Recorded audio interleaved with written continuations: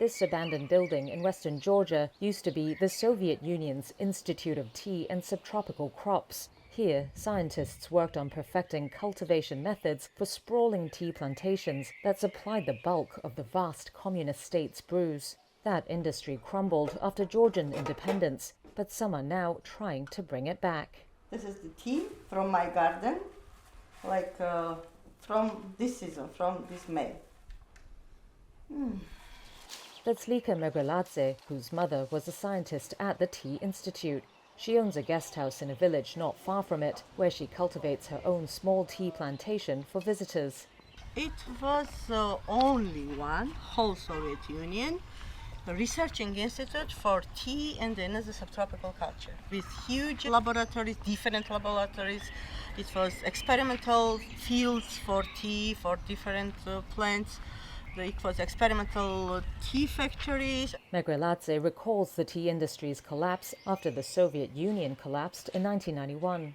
Georgia, a young country, could not save this huge industry, she said.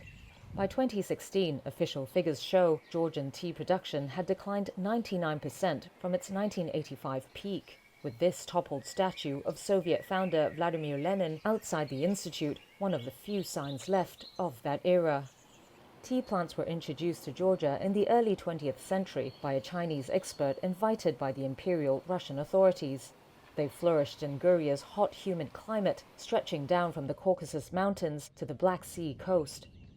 And now the industry is seeing a revival. 40 years, here was happening nothing. Here was jungles. Nika Sioridze and Baka Babunashvili began rehabilitating derelict tea plantations about a decade ago. They processed tea leaves in an abandoned Soviet silk factory, with an aim to reintroduce Georgian tea to local and European buyers. Financed partly by a government grant, their Green Gold Tea is one of several new companies that has brought tea fields in the area back to life.